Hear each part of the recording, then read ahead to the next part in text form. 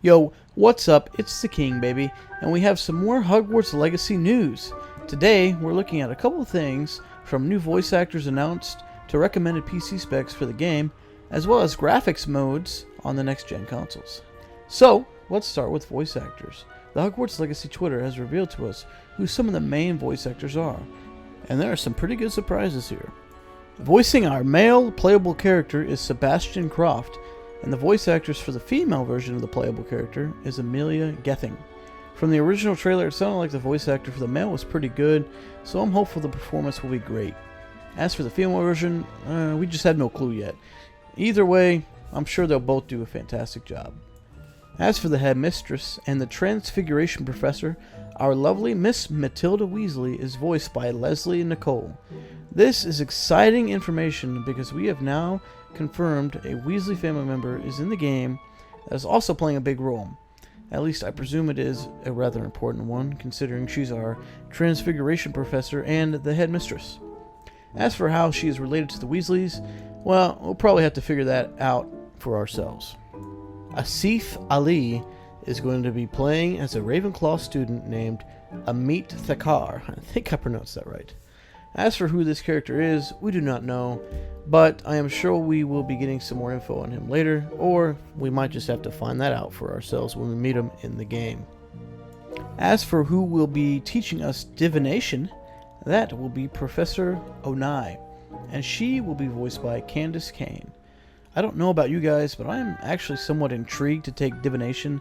It was hardly brought up in the movies, and in the books it was definitely not something they regularly talked about or went to class to.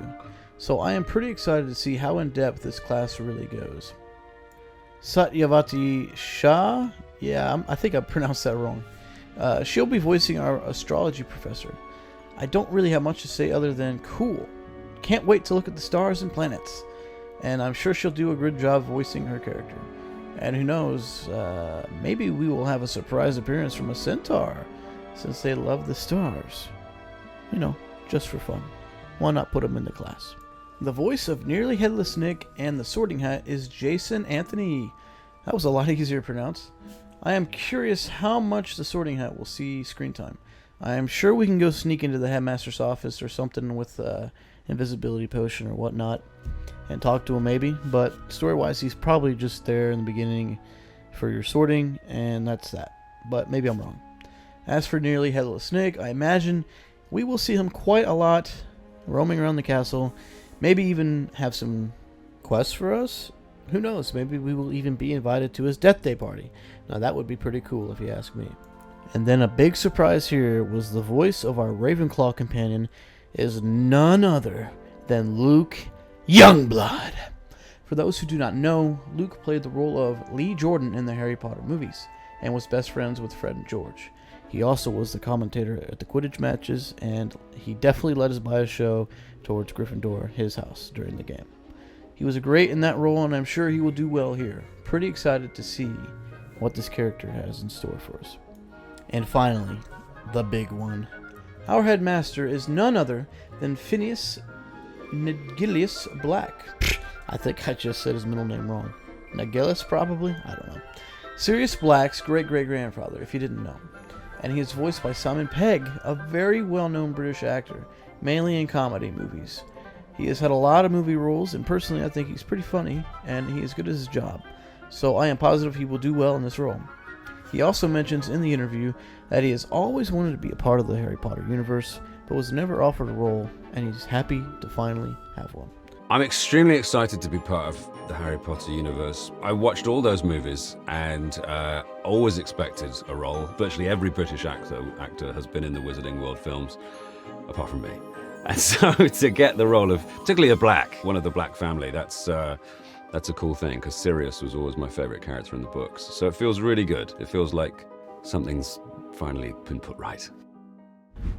That is all they had to show us for the voice actors, and I'm sure there might be some more later down the line, or maybe not. Who knows? And I must say, I don't know most of these guys, but I'm sure that they picked the right people for the job. The devs seem really passionate about it. They probably handpicked these people and kind of just knew, hey, you got it, this is it. And you know what? I cannot wait to see for myself in the game. Now let's get to the PC specs, because we got some shiznit in there.